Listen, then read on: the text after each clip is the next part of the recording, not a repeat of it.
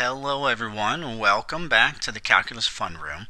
So in this video we're going to begin the next chapter of applications of derivatives, and classically the first thing that we take a look at are what we call extreme values. We look at maximum or minimum values.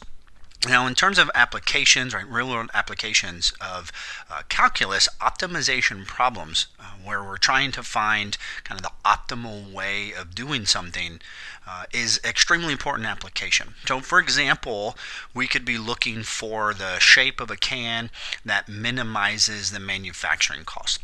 We could be asking what's the maximum acceleration of a SpaceX rocket. We could be looking for the radius of a windpipe that expels the most air rapidly during a cough. Or say we're looking for the angle that a blood vessel should branch to minimize the energy used by the heart to pump blood through that blood vessel. There are lots and lots of applications where we're going to be looking for optimizations of a particular situation. So what we're really looking for is a maximum or minimum value, as we discussed in those couple examples. So before we get into the deep applications, we're going to kind of step back like we typically do, and we're just going to discuss mathematically what this means, what this looks like, right? So we're going to focus geometrically, graphically, I should say, right? And then we're going to look at functions that represent these graphs, how we're going to find max or min values. And then we're going to finally take a look at some calculus in particular on how to locate these points of interest, and then we'll take a look at some applications. So if we take a look at this particular graph here, it's a graph of some function f of x. I don't know what this graph is representing at the moment, but here's a function. It's continuous on the interval, has a domain of 0 to 8. And if we take a look at a couple points initially that I want to discuss here, if we look at the point at the origin, that is the smallest y value on the entire function. So we could say what we call an absolute minimum. Sometimes this is called global. We could call this a global minimum. There's a global minimum at the origin. Now, the location of this minimum is at x equals 0. So what we're going to do is we're going to say the absolute minimum of the graph, say the absolute minimum value, I'm going to get lazy, I'm going to say ABS, the absolute minimum of f is f at 0, which of course in this case is 0. Now, if we look at the point at the ordered pair 6, 5, we can see that is the largest y value on the graph. So in this case, for this particular graph, right, we have an absolute maximum. Right? Again, sometimes we could call that global at x equals 6. Right? So I'll go ahead then and say the absolute max is f at 6. Which of course in this case is 5. So if we wanted to attach an application to this, I'm just kind of going to make something up off the top of my head. Let's suppose this function represents the height of a drone as a function of time in seconds. So at the origin, we would say that the lowest height of the drone is at x equals 0 seconds, right? And that lowest height is 0, right? F at 0. And then we could say the highest height, right, the absolute maximum height that my drone reaches, right, it reaches it at 6 seconds, but that absolute maximum altitude or height is f at 6 or 5. Whatever this might be, 5 feet or 5 meters. So again, lots of different applications that we're going to take a look at, and we're going to be interested in those max and mins or those optimal values of our function. All right, so this is an upper level mathematics course. So what we want to do is provide a formal definition. So instead of, defining for specific values of x, right, we want to be generic. So the definition for an absolute max or min would look something like the following. We would say let x equals c be a number in the domain D of a function f. And then f at c is the absolute maximum value of f on the domain D if f at c is greater than or equal to f at x for all x in the domain of D.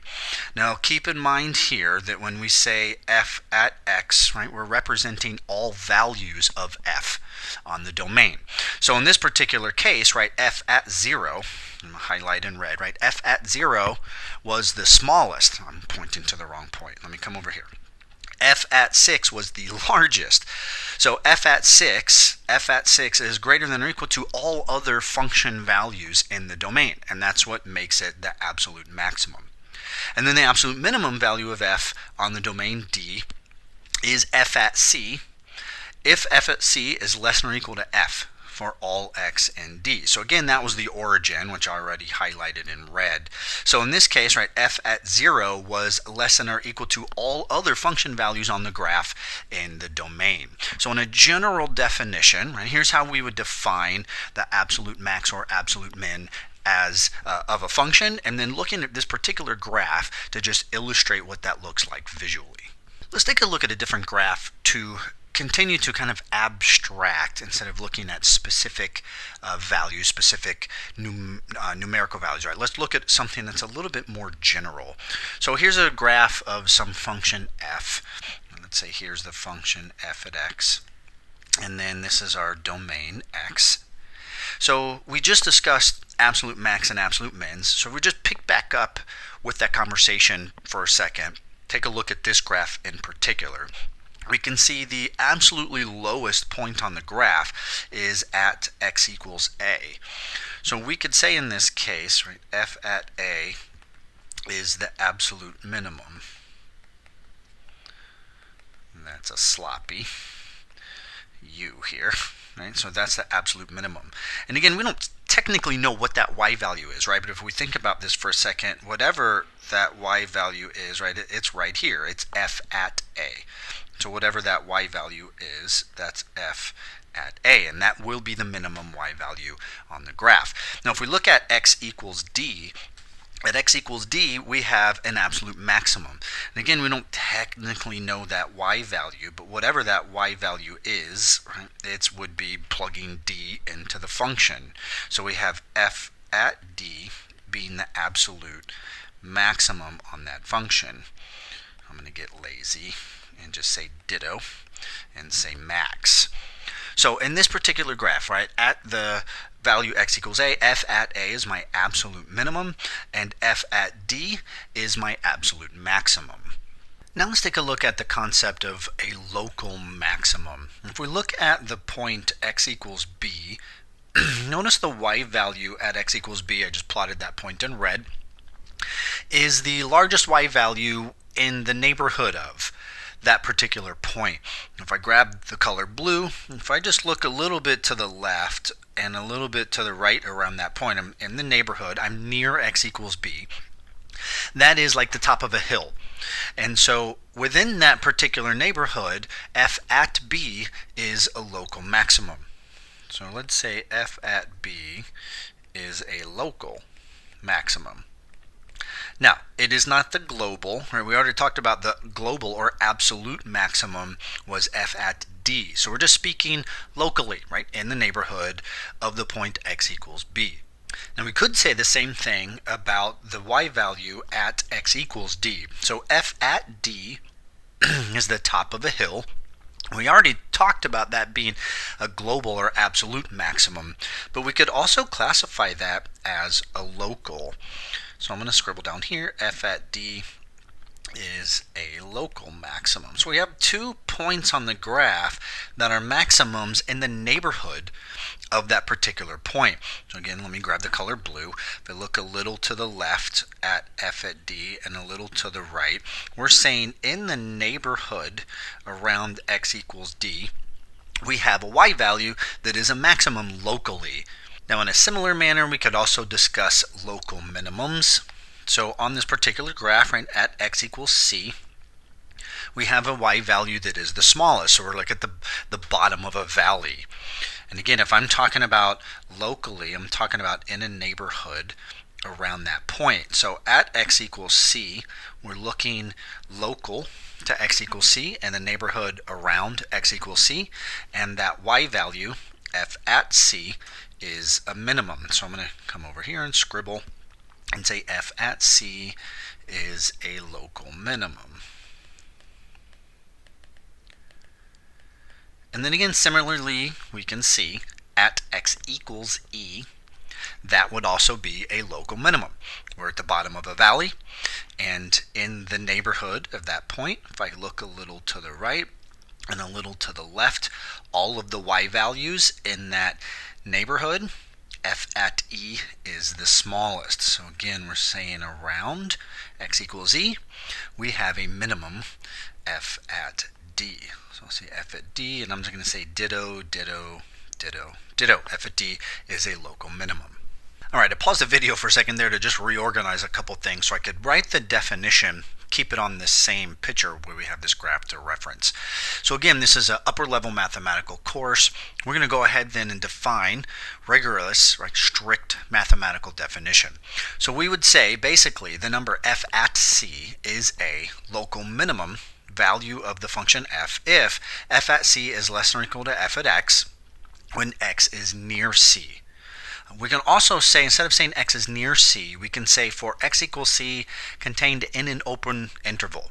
So x equals c is in an open interval. Now remember, I kept talking about in the neighborhood, right? And I was highlighting numbers around x equals c, or around x equals d, or around x equals e. But in generic form, like we did with the absolute max and mins, we're going to say for some value x equals c in that neighborhood. So similarly, for the local maximum, f at c is a local maximum value of f if f at c is greater than or equal to f at x. And again, this greater than or equal to idea that we're writing here, right? F at c is larger than all the other y values in that neighborhood that contains x equals c. Now I want to make a couple notes here. Two things in particular that are related to this idea of being near C. So in an open interval that contains C. So what that means is at an endpoint, we are never going to have a local max or min value.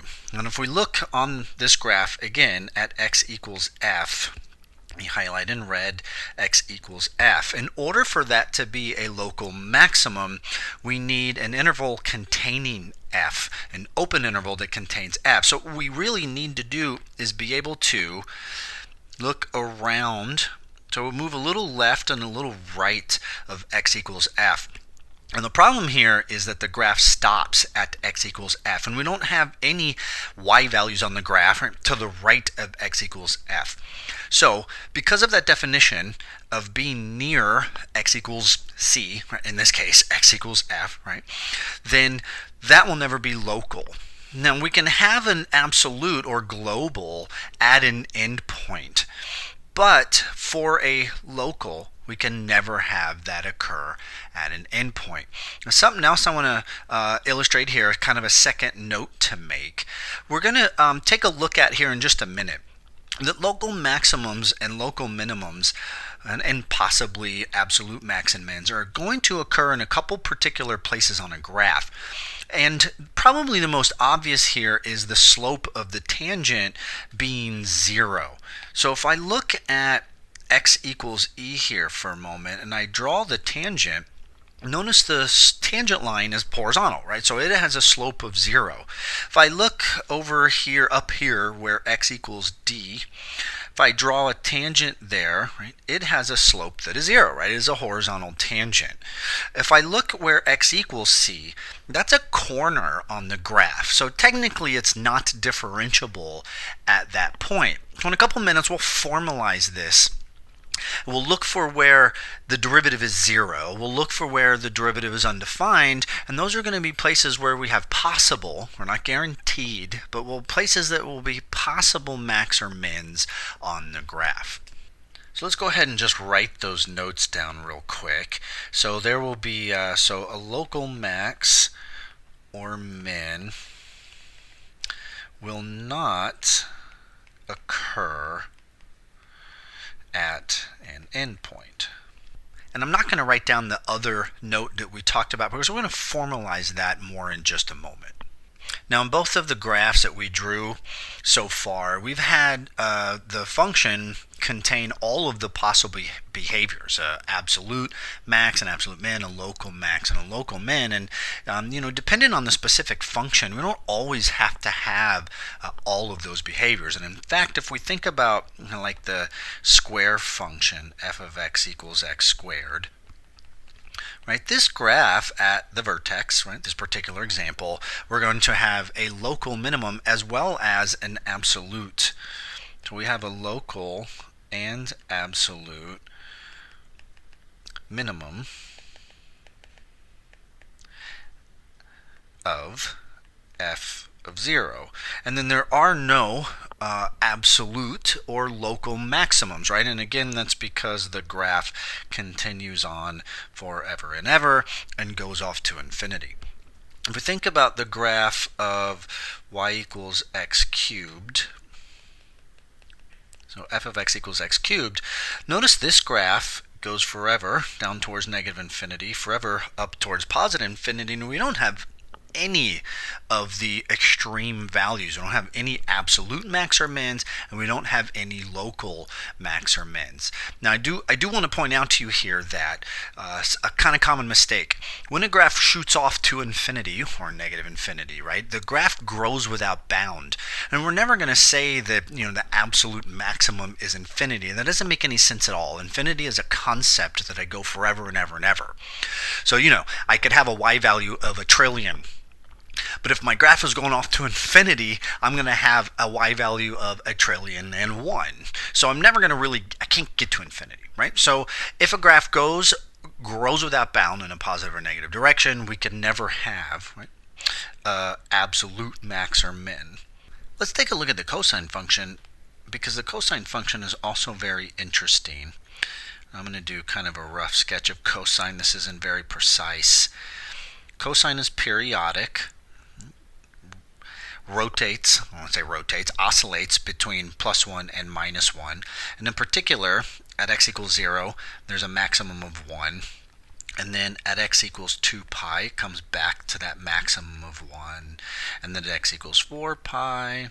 So at negative 2 pi, we're going to see another local max, right? And negative 4 pi, another local max. So the cosine function has local and absolute maxes, infinitely many of them, and they occur at different values of x. So to be as precise as possible, the values of x where the local and absolute maxes occur are all the even multiples of pi. So I'm going to say there's a local / absolute maximum f at. So these are all the even multiples of pi. So remember, all the even numbers can be represented as 2n times pi, and that's 1. And again, n being all of the positive and negative, all of the integers. All right, now we have local and absolute minimums at all of the odd values of pi. So pi, 3 pi, 5 pi, negative pi, negative 3 pi, negative 5 pi. So we're going to have local or absolute minimum. I'm running out of digital paper here. So for the local or absolute minimums that are -1, and those are all the odd multiples of pi. So all of the odd numbers we can write as 2n plus 1. And again, n being any integer. The next thing we want to discuss here is Fermat's theorem. Pierre Fermat was a mathematician in mid to early 1600s. He was a French lawyer. He took up mathematics as a hobby, actually. So he wasn't really a scholar in the sense that he was, a professional mathematician, right? He was a lawyer as his normal occupation. So he was kind of an amateur mathematician. But he noted, as well as René Descartes, right, and the realm of graphically or geometrically representing functions, that if a function has a local max or min, and as long as f prime is defined, then f prime has to be 0. We noted that earlier, looking at this graph a couple minutes ago, where every place that we had a local max or min, we had a horizontal tangent. Now there was an exception to that at x equals c here. I'm going to scribble in blue real quick, right? The derivative is not defined at that point. But Fermat's theorem said if we have a local max or min and f prime is defined, then it must be true that the derivative is 0, that the slope of the tangent is 0, the tangent is horizontal. To illustrate this a little further graphically, Desmos has this cool little built-in graph called the tangent line. You can open it as well. If you go to Desmos, click the 3 little lines, and you can scroll down here and choose the tangent line graph. So if I take a look at this graph, I'm going to grab this slider point, and when I come down to the local minimum, again, notice that my tangent is going to be horizontal when I hit that local minimum value. I'm going to slide over here to this local maximum value. And again, at that local maximum, the tangent is horizontal, or the slope of the tangent is 0. And at any local minimum or any local maximum, that's going to be true. So that is what Fermat's theorem says to us. It says that as long as the derivative, if the function has a local max or min and the derivative is defined, then it has to be true that the derivative is equal to 0. The tangent is horizontal. One of the things we're going to do in a moment, we're going to take a look at a couple specific examples. But in order to locate any max or min values, we're going to take the derivative of a function, we're going to set it equal to 0. Now the one thing we want to be cautious of there, a couple things that we've kind of already discussed. When we look at the cubic function has a place where it has a horizontal tangent at the origin. There's a moment right where that graph has a derivative that is 0. In fact, if we think of f of x equaling x cubed, I take the derivative of f and I get 3x squared. If I set f prime equal to 0, and I solve 3x squared equal to 0, I'm going to get x equals 0. So here is a place on the cubic function where the derivative is 0, but I don't have a local max or min. So what we always want to be careful of is we're looking at Fermat's theorem in the backwards direction. We call it the converse logically. We looked for where f prime was 0. We found at x equals 0 on this graph that's true, but we can't necessarily conclude that that is a local max or minimum. That is not what Fermat's theorem says. Fermat's theorem goes in the other direction. Fermat's theorem says if we have a local max or min and the derivative is defined, then it must be true that the derivative is 0. Again, when we look backwards in the converse direction, that's not a guarantee. Now, most graphs, when the derivative is 0, we will find a local max or min, but not always. It's not a guarantee. One other thing we want to always be careful of, and we pointed this out earlier, if I think of the absolute value function, there is a local minimum at the origin. But the derivative isn't going to be equal to 0 there. In fact, in this situation, the derivative is undefined on that graph. So it could be possible that at a local maximum or minimum, the derivative is undefined and it's not even equal to 0. But again, in summary, Fermat's theorem says if we do have a local max or min, the derivative is defined, it has to be 0, right? The derivative has to be 0 there. All right, now that we have discussed these concepts, let's go ahead and take a look at kind of the dirty work, or at the process. What algorithm are we going to follow to be able to locate max or minimums of a function? We've kind of already discussed all of this, but let's go ahead and formalize it. So what we're going to do is we're going to look for candidates of places on a graph where we might have a max or min value. And we're going to call those critical numbers. So a critical number is defined as being a point where the derivative is 0 or the derivative does not exist, and it's undefined. So we're going to take a function. We're going to take its derivative. We're going to ask where is that derivative equal to 0? Where is it undefined?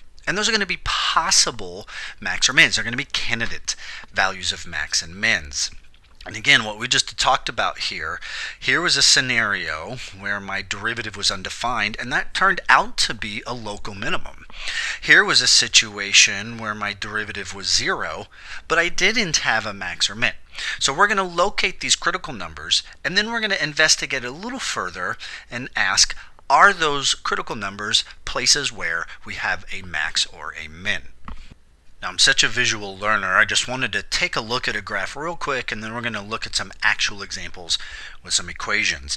So if we look at this graph real quick, right, if we're looking for critical numbers, and then we're asking, are these max or mins on my graph? At x equals a, we have a vertical asymptote. So my derivative is going to be undefined at x equals a. But since the function isn't defined, there can be no local max or min, right? There's no y value on that graph. At x equals b, we have a derivative that is equal to 0. The graph flattens out, right? Kind of like the cubic function.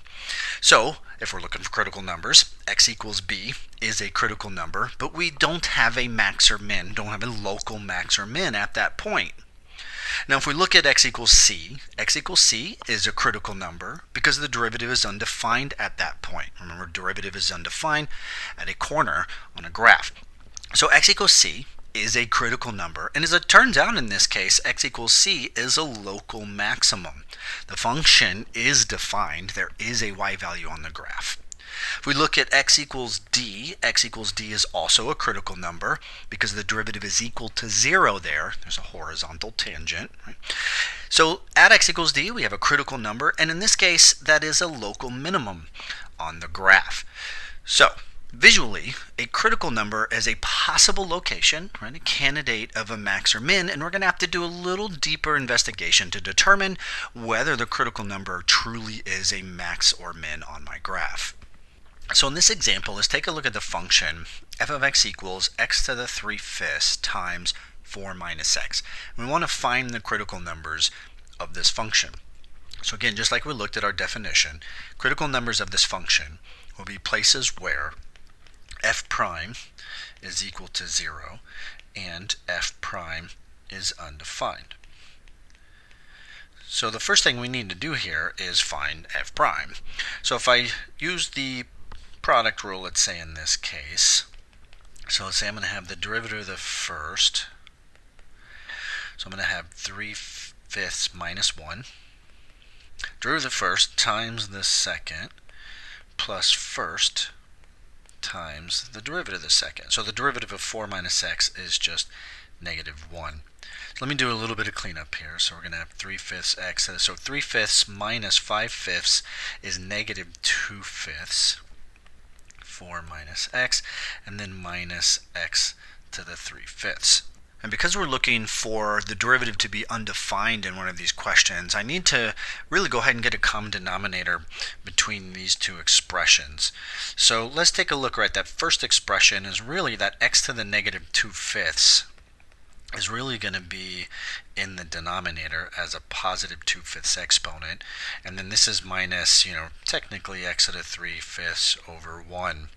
So 5x to the 2/5 is my common denominator. So 5x to the 2/5 from the first fraction. Let me give myself a little bit of extra room here. So I'm going to have 5x to the 2/5 as my common denominator. So this is really, 12 minus 3x, and then this fraction over here, I have to multiply top and bottom by 5x to the 2/5. So that's going to give me minus 5x to the, and multiply like bases, add the exponents. 3/5 plus 2/5 is 5/5. So this is just 5x to the first. So a little bit more cleanup. I really have 12 minus 8x all over 5x to the 2/5. So let's take each of these questions separately. Where is the derivative 0? Where is the derivative undefined? So where is the derivative equal to 0? So if we think about a fraction, right, we're dealing with a fraction here. The only time a fraction can equal 0 is when its numerator is 0. So I'm really looking for where the numerator is 0. So if I find where the numerator is 0, I'm going to get 12/8, which is what? 3/2. If I ask where the derivative is undefined, right, the only time a fraction can be undefined in this case would be division by 0. So where is x to the 2/5 going to be equal to 0? Right, my denominator being equal to 0, and that's only going to be at x equal 0. So 3/2 and x equals 0 are the two critical numbers for this function. Let's go ahead and take out our calculator and graph this equation to just see visually what these critical numbers look like. I'm bringing up my TI calculator here, and I'm typing in my original equation, right, my function f of x, and I'm going to do a zoom decimal, zoom 4, just to see what the graph looks like. It ends up being a pretty good viewing window. So we had said that at x equals 0, the derivative was undefined, and we can see at x equals 0, we're going to end up with a vertical tangent. So I actually have the derivative being undefined there. Now in this particular example, the derivative being undefined doesn't produce a local max or min. It is a critical number at x equals 0, but it's not a local max or min. And we had found the derivative being equal to 0 at 3/2, so we can see that at 1.5, my derivative is equal to 0 here. I have a horizontal tangent, and in this particular example, that does turn out to be a local maximum. So again, in summary, even though there isn't a local max or min at x equals 0, the question said find the critical numbers. So we're still going to include that as a solution to the question of what are the critical numbers for this function. Now that we have done that one together, I want you to pause the video and do this one for me. So I want you to find the critical numbers of the function f of t equals t minus 1 over t squared plus 4. Right, again, pause the video, try this one for me. When you're done, unpause, and we'll take a look at this one together. All right, welcome back. How did you do? Okay. I actually didn't hear you. Of course you know that. Let's go ahead and work on this one together and see if we can figure out what the critical numbers are. So again, finding the critical numbers, we want to find where the derivative is equal to 0 and the derivative is undefined. Right? Obviously, like we just did in that last example, we need to find the derivative in order to do those two tasks. So what would the derivative of this function be here? So I'm going to have to use the quotient rule. So I'm going to have to do bottom times derivative of the top. The derivative of t minus 1 is 1. And then minus top times derivative of the bottom. Derivative of t squared is 2t. The derivative of 4 is 0. And then all over the bottom squared. Do a little bit of cleanup here.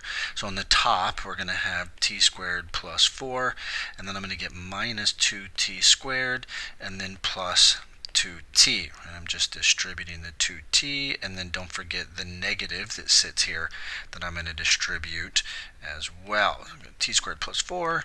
Quantity squared, and then let's just go ahead and clean out. I got some like terms in the numerator. I got t squared minus 2t squared is a minus t squared, and then I got plus 2t plus 4, and then my denominators. Now something I want to mention to you here is that whenever I'm doing a derivative, I typically don't want to multiply out the denominator. If I'm looking for where the denominator is 0, usually I'm going to want to factor to set the denominator equal to 0. So no point in foiling all of that stuff out. I'm going to end up wanting to come back and factor it anyway. So again, let's take this question, where does f prime equal 0? Where is f prime undefined? And let's take a look at each of these separately. So where is f prime equal to 0? So again, just as we mentioned in the last example, the only time a fraction will equal 0 is when the numerator is equal to 0. So I'm going to take negative t squared plus 2t plus 4 and set that equal to 0, right? I'm just asking, question mark, when does that happen? So I'm hoping this factors. If it doesn't factor, we'll use a quadratic formula. It's not a big deal. When I factor, I like to have a positive leading term. So I'm going to divide everything by negative 1 to just change the sign. It's just easier for me to factor. And then let's see, does this factor or not? let's see, the factors of 4 are 2 and 2. So if I do 2 and 2 here, let's see, one would have to be negative, one would have to be positive, so that I get negative 2 times positive 2 is the negative 4. But that's not going to give me the middle term that I need. That's going to give me minus 2t plus 2t, which is not my middle term. So this isn't going to work as far as a factorization. So then the only other factors of 4 are 4 and 1, and that's not going to work either, right? Because if I do outside and inside, I'm going to have 1t and 4t, and those aren't going to combine to give me negative 2t. They're going to be 3t, positive or negative. So it looks like this isn't going to factor, and I'm going to have to use the quadratic formula in this case. All right, so fun with the quadratic formula, right? So remember, the solutions of any quadratic equation will be the opposite of b plus or minus the square root of b squared minus 4ac all over 2a. So for our particular problem, right, we have an a value of 1, a b value of negative 2, and a c value of negative 4.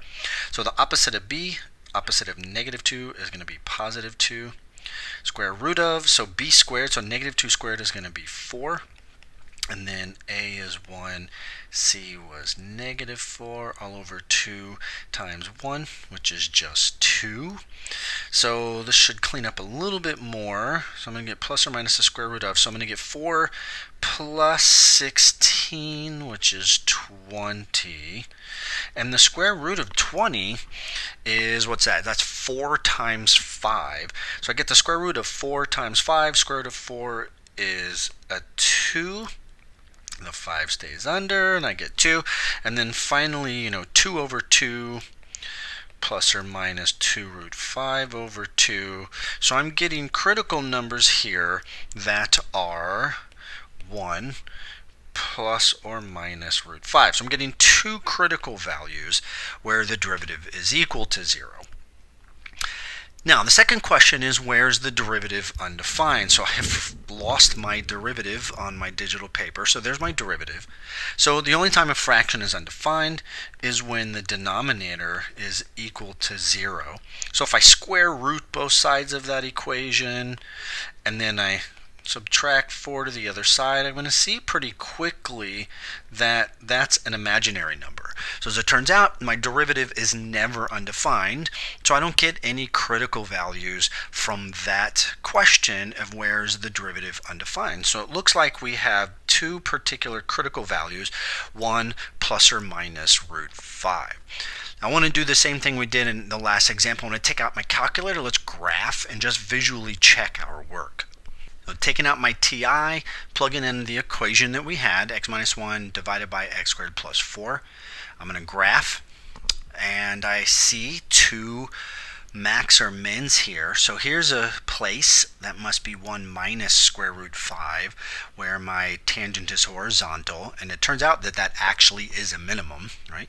And then looks like over here 1 plus root 5, I'm going to get a critical value, or my derivative is 0, and it looks like that actually might be a maximum there. So let me go ahead and just trace, and I'm going to do 1 minus square root of 5.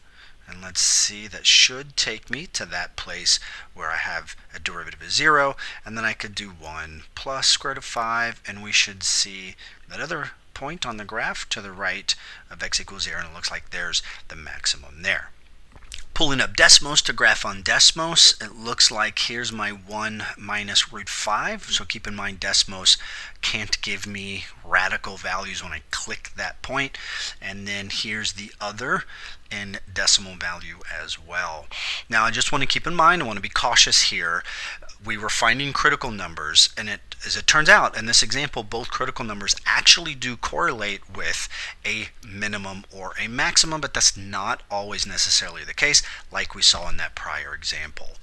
I want to take a look at a couple more examples here because sometimes the algebra can get a little nasty. And I just want to remind ourselves of a couple things that maybe we have forgotten.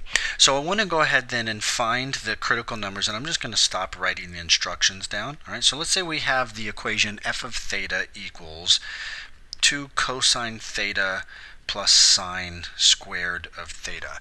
And we're looking for the critical numbers for this function.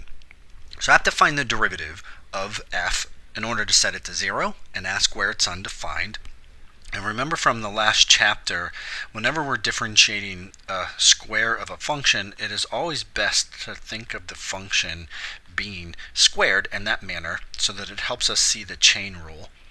So when I do the derivative of cosine theta is going to be negative sine theta. And the derivative of sine squared, I'm going to bring the power down, take 1 away, and then multiply by the derivative of the inside. So I really have, and there should be a plus sign there, I really have negative 2 sine theta plus 2 sine theta cosine theta as my derivative f prime. Now when I set this equal to 0, I'm going to have to do, looks like factoring. So there's a common term of sine theta, and actually I could take the 2 out as well, couldn't I? So I'm going to have negative 1 plus cosine theta once I do that factoring.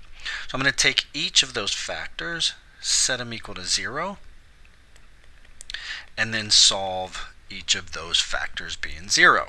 So where does sine of theta equal 0? Well, sine of theta equals 0 when theta is 0, and then plus or minus pi, plus or minus 2 pi, so on and so forth. And if we look at a unit circle, right, we can see that. If we think of the sine graph, we can see that as well, right? 0, pi, 2 pi, 3 pi, and then in the negative direction as well. So to be a little bit more precise, right, probably what we would say there is, in pi, where n is 0, plus or minus 1, plus or minus 2, dot, dot, dot. Now I'm going to go ahead and grab this other factor, and let's move over here to the right, and we're going to be looking for where negative 1 plus cosine theta equals 0, so I'll add the 1 to the other side. So where does cosine equal 1? Again, I'm going to think of the graph here. So I'm looking at cosine function. Again, you could think of the unit circle if you want. So I want the cosine to be positive 1. So at x equals 0, and then again at 2 pi, and then again it's going to be 4 pi. So all of the even pi's. So I'm going to have all of the even numbers times pi, right? And again, n being any integer. So if we're just finding the critical numbers, we have theta being n pi and then theta being 2n pi. And to point out to you that I have actually I've encompassed all of these values into one version. Right? In other words, the 2n pi are all the even pi's, and those are going to be counted over here. So I'm going to have a 2 pi and then a 3 pi and then a 4 pi and then a 5 pi. So I'm being a little bit redundant listing both of these, so I don't necessarily throw these away on the right hand side, but to be a little bit more precise and not redundant, there are all the critical values for the function 2 cosine theta plus sine squared theta. I'm going to take out my calculator and check my work here. So I'm typing my equation in 2 cosine theta plus sine squared of theta. Of course, my calculator is using x's. Again, just to point out to you, right, even with the calculator, we have to write this as sine x quantity squared. Now, when I graph, I'm actually going to do zoom 7. Zoom 7 is zoom trig, and the reason that I do that is it puts the, labels on the x-axis, if you will, right, my tick marks at multiples of pi over 2. So if I trace and I go to pi and hit enter, you can see there's that tick mark. So we had said that plus or minus in pi were the critical numbers. So here's my 1 pi, this is going to be 2 pi, 3 pi, right? And then negative 1 pi, negative 2 pi, negative 3 pi. Now, again, in this situation, it turns out that our critical numbers actually do correlate to a max or min, but that isn't always the case. And one other thing to mention here is you might have some homework problems in this section where it says something like, find the critical numbers, which we did, and then it might say, use technology to determine if those critical numbers are max or min values. And so we're taking a look at our technology to then be able to confirm, in this case, that pi, not 2 pi, 3 pi, and not 4 pi, 5 pi, those would be the minimums, and then 0 is a maximum, right? Negative pi, negative 2 pi, right? So all of the even multiples of pi would be the local maximums of this example, and then all the odd multiples of pi would be the minimums. Also, sometimes a homework problem might say, find that maximum value or find the minimum value. So we're not finding the location of, right? Those were the critical numbers. We're finding what is the y value on the graph. So in this particular case, the local minimums have a y value of negative 2. We can see down here plotting that point, right? And then if I trace to 0, obviously we're going to get a y of 2 for all of our local maximums. So if the question says use technology to determine whether the critical points are max or mins, we can do that relatively straightforward. And then the question might say what are those max or min values, and then again by tracing we can see what those y values are. The next thing we want to do is take a look at the extreme value theorem. So let's read the theorem and then let's look visually at what this means, and then we'll take a look at an example.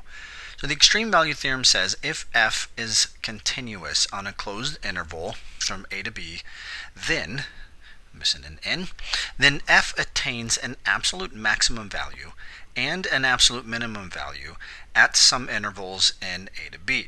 So in other words, the extreme value theorem is saying we are guaranteed to have an absolute maximum and an absolute minimum on some closed interval as long as f is continuous. So a couple visuals of what this might look like.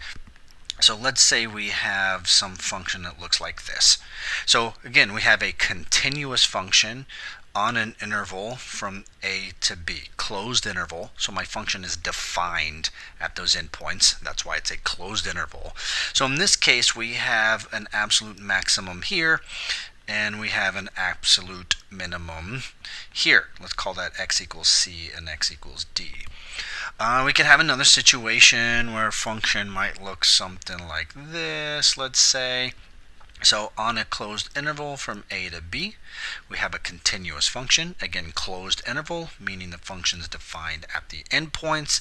In this case, x equals c, we have an absolute maximum, and at x equals b, we have the absolute minimum. Could also have a situation, maybe something, let's say, I'm just making some stuff up here to continue this conversation because we have a lot of different visualizations we could have in these situations, right? So let's say I have something that looks like this, let's say, and something like that, right? So here's an interval from a to b. We have a continuous function, and I tried to make these look equal right here. So at x equals c, and let's say x equals d, right, we have an absolute max, those are the same, and then let's say at x equals e, we have an absolute minimum there. All right, I could continue drawing a whole bunch of crazy graphs here. I want to point out to you the key here is that the function is continuous, and as long as the function is continuous and we're defined at the endpoints, then we're guaranteed we have to have an absolute max and an absolute minimum. We're guaranteed to have both. But consider a situation where the function, isn't continuous. Let's say we look at something like this. So we have a jump discontinuity, let's say. Right? So I am defined on a closed interval from a to b, but because f isn't continuous, I am not guaranteed to have an absolute max or an absolute min. And in fact, I want to resketch this graph to make that point a little clearer. Let's make that the open hole and that the closed hole. So in this situation, I'm again on a closed interval from a to b. At x equals b, I do have an absolute minimum, but I do not have an absolute max, and it was because I made this an open hole here. So in this particular situation, when f is not continuous, I'm not guaranteed to have both an absolute max or an absolute min.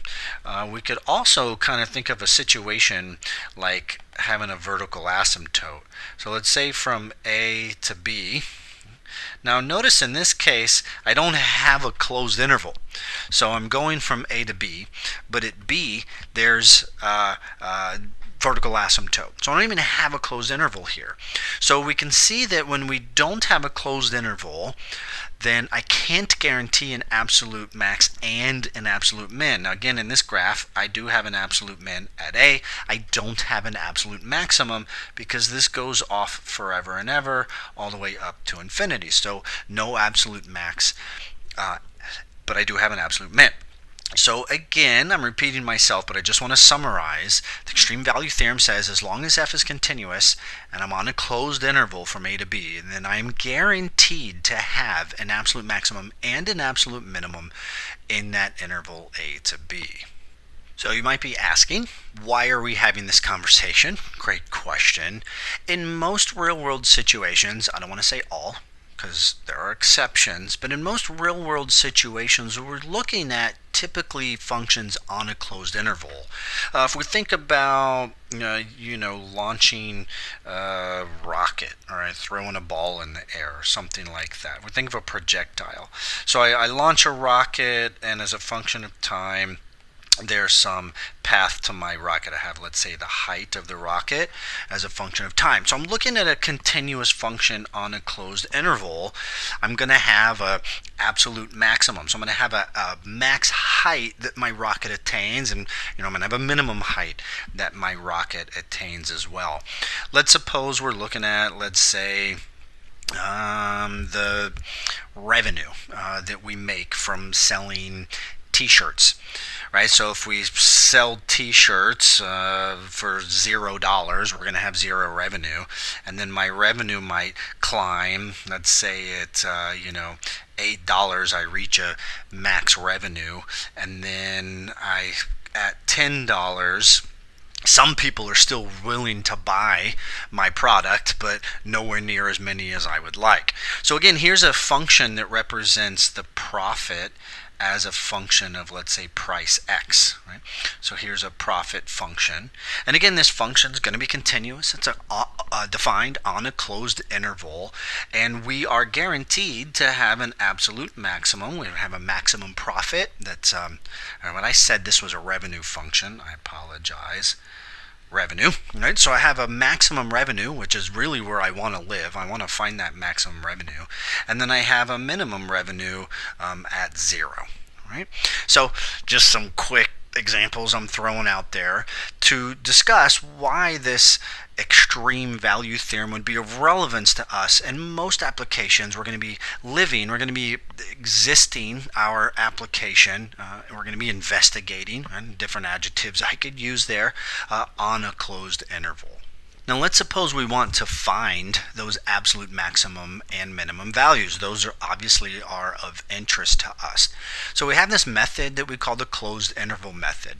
So the closed interval method basically says to find the absolute maximum and the absolute minimum values, again, the function would have to be continuous on a closed interval. We're going to do three basic things. One, we're going to find the values of f at the critical numbers. So again, we're going to take the derivative, set it equal to 0, find where it might be undefined. Those are my critical numbers. I'm going to plug those critical numbers into my function, find those y values. What are the function values? Number 2, I'm going to find the values of the function at the endpoints.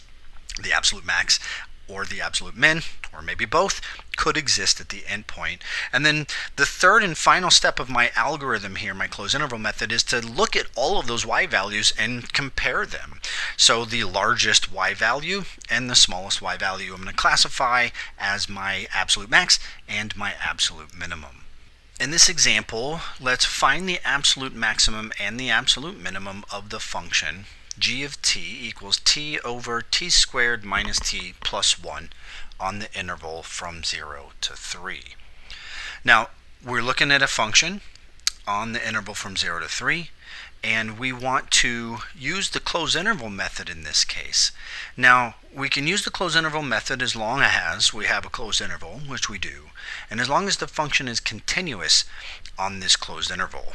So if I take a look at, is this function continuous on this closed interval, I really just would be looking for, do I have division by 0 in this case? So just to take this a little bit deeper, I just want to make sure I can use the closed interval method. I'm going to ask, is the function continuous? So is g continuous? And all we really need is g to be continuous on the interval from 0 to 3. So there may be a division by 0 out at t equals 10, and that doesn't matter because it's not inside my interval from 0 to 3.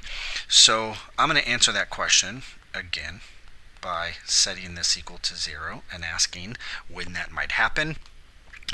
This isn't going to factor, so I'm going to use the quadratic formula. So I'm going to have the opposite of b plus or minus the square root of b squared minus 4ac all over 2a. Now the only thing that really matters in this case, if I'm going to be getting division by 0, is I want to take a look at the square root, right? So the discriminant. So if that discriminant, right, is positive, let's highlight that discriminant. If that discriminant is positive, then I'm going to get real valued division by 0. So I'm going to get real values of t that cause division by 0.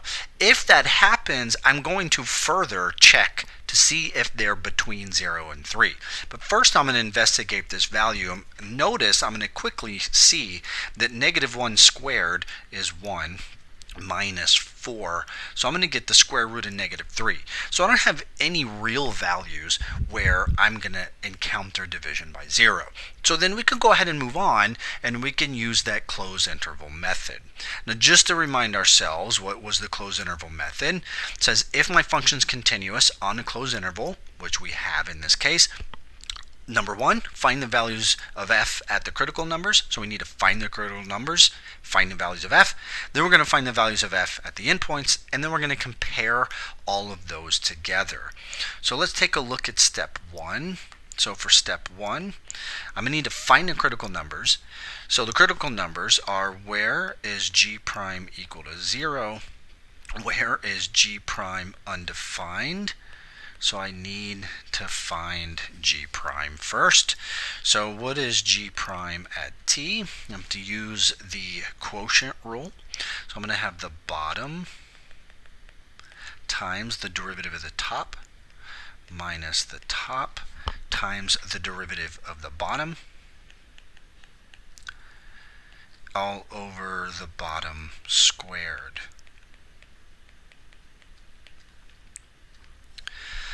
Okay, let me scroll down a little more to give myself a little more digital paper to work on. So where's the derivative equal to 0? So the derivative is equal to 0, again, only when the numerator is 0. So let's take my numerator. I'm going to have t squared minus t plus 1, and then I'm going to have, let me distribute up there. I'm going to have minus 2t squared plus, I think I have a typo there. Hang on a second. My quotient rule, if I take the derivative of the denominator, I should get 2t minus 1. You might have saw me do that as you were watching me and working along. So let's have that fixed now.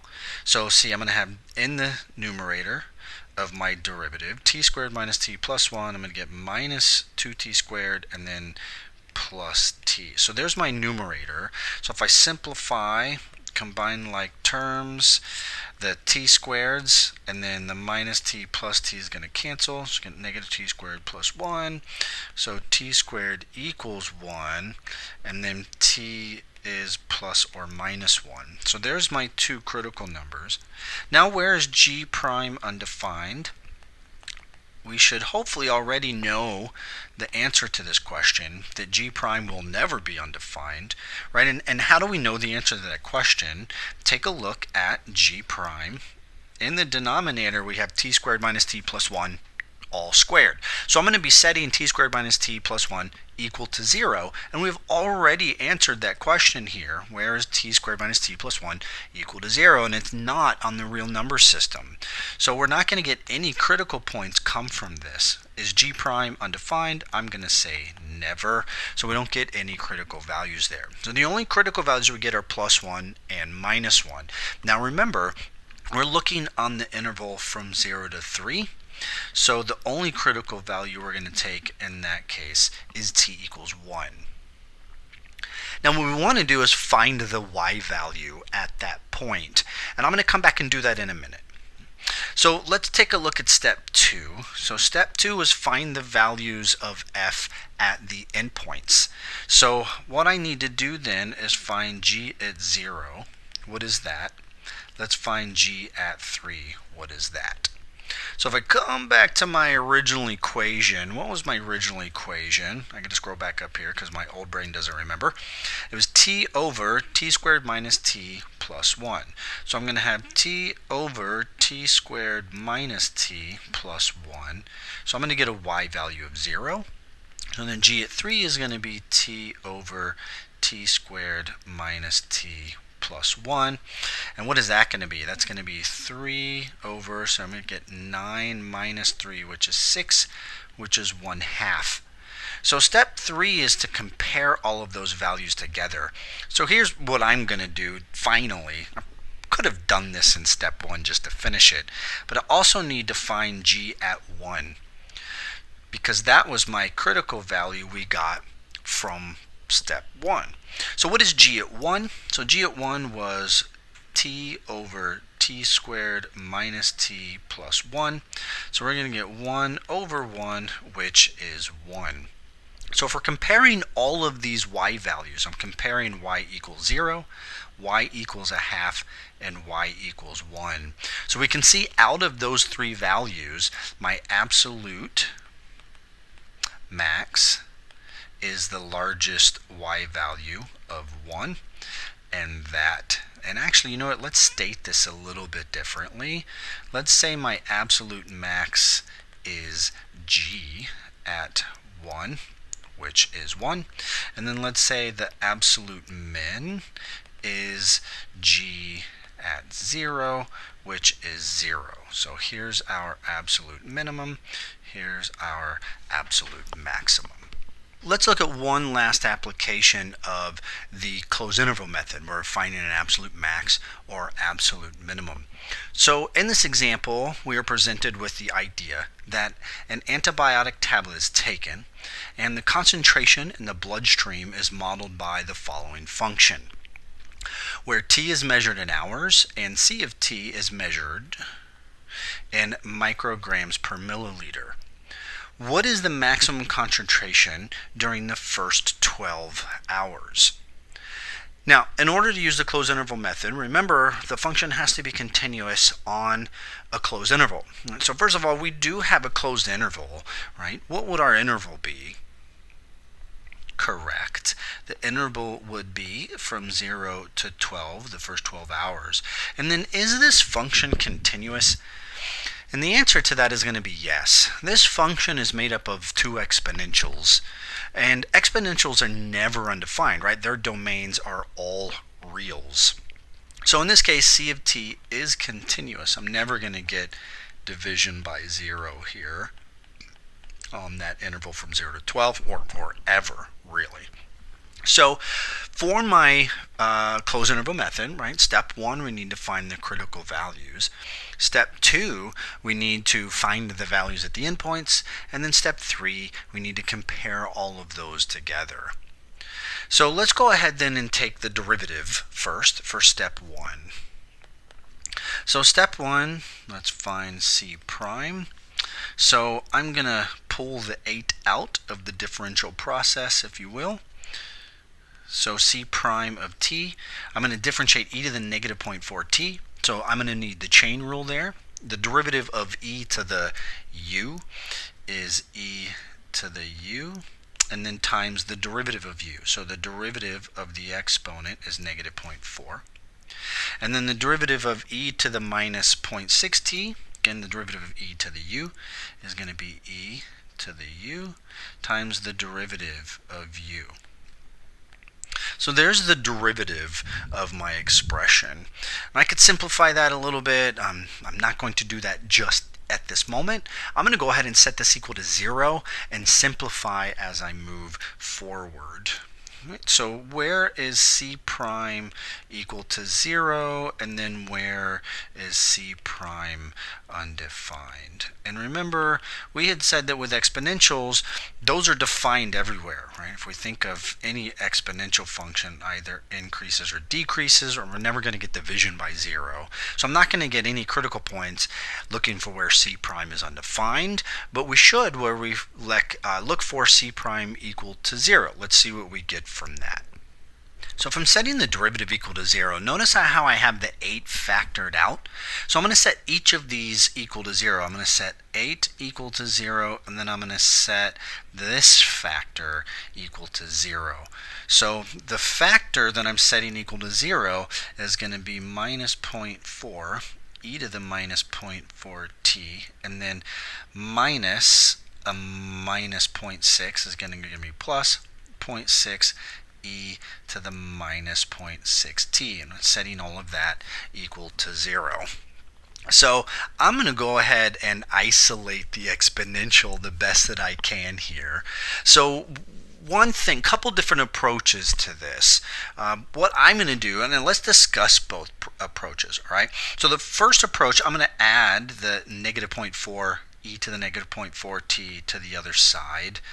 So I have 0.6 e to the negative 0.6t equals 0.4 e to the negative 0.4t. So if I'm isolating the exponential, this gets a little weird, right? How do I isolate the exponential when I have exponentials on both sides? Now, something I would never do, if I take a look at, I'm going to come over here and scribble in blue. If I take a look at the equation 2x squared equals x, or you might be tempted to divide both sides by x here, and that is not a good thing. Because if I divide both sides by x, I could be dividing by 0. X could equal 0 in that case. So what we would typically do with a quadratic, 2x squared equals x, is we would get 0 on one side. With exponentials, it's actually completely legal, and the algebra police are not going to come and arrest me. I can divide both sides by an exponential, again, because an exponential is never equal to 0. So those two graphs of those exponentials we drew, right? Exponentials are never equal to 0. So I could, and I'm going to, in this particular process, I'm going to divide both sides by, and it doesn't matter which one I divide by. I'm going to divide by the e to the negative 0.6t on both sides. And what do I get when I do that? So on the left-hand side, I just divided the exponential by itself, so it becomes the number 1. And then I have 0.4, so when I divide like bases, I subtract exponents. So I really have negative 0.4t minus negative 0.6t. So that's going to become what? Negative 0.4 plus 0.6 is going to become e to the 0.2t. And that equals 0.6. I don't know why I had two equal signs there. So I continue to isolate the exponential here. I'm going to divide both sides by 0.4. So I'm going to have 0.6 divided by 0.4 equals e to the 0.2t. And then to undo the exponential, I use its inverse, so I ln both sides. So I'm going to have ln of, and that's really 6/4. So I ln the left-hand side, I ln the right-hand side. The logarithm undoes the base e. And then I'm going to have divide both sides by 0.2. So I'm going to have ln of 3/2 all divided by 0.2, and that equals t.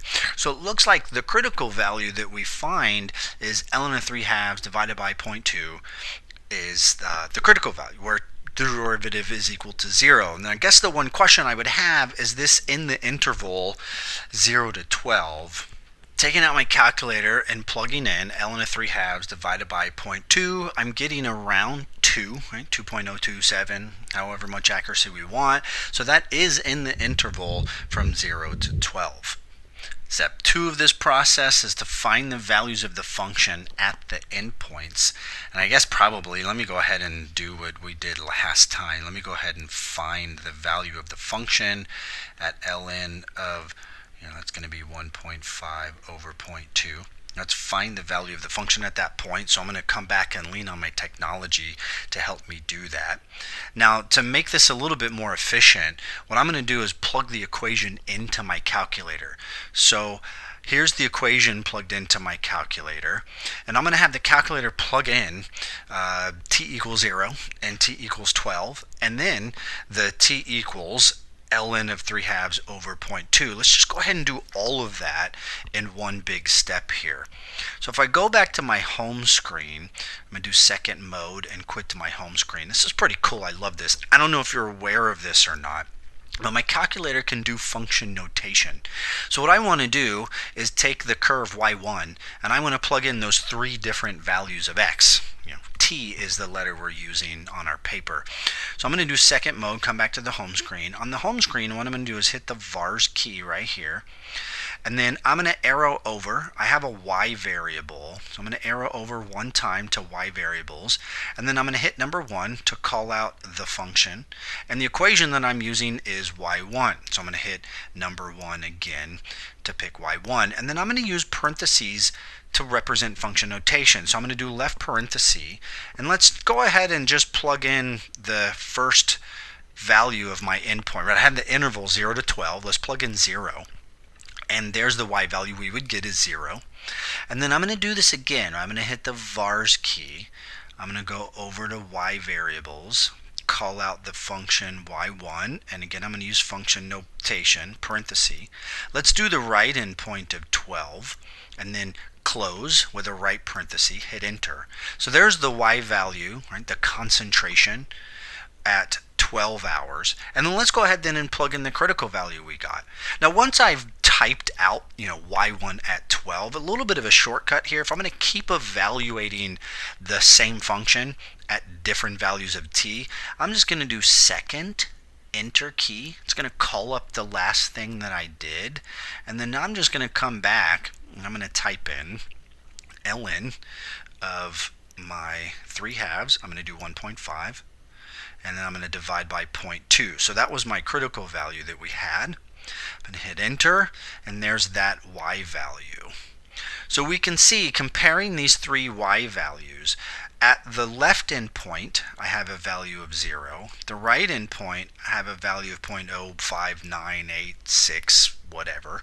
And then at my critical point is where I'm going to have my absolute maximum. So my absolute minimum is before I ever inject the drug, right? At 0 hours, I'm going to have a concentration of 0 micrograms per milliliter. And then at our critical point, which we did up here, right? ln of 3/2 divided by 0.2 is about 2.02. So at around 2 hours after injection, I'm going to have my absolute maximum concentration in my blood of about 1.19 micrograms per milliliter. Now, since I have my equation plugged in, let's go ahead and graph it. So I'm going to do a zoom decimal to graph. And I can see, and I'm not even going from 0 all the way out to 12, and I could adjust my window to do that. But we could see our absolute max here at about 2. That's what we said. It was about 2.02. And I'm just going to hit trace, and I'm going to do ln of the 1.5 divide by 0.2.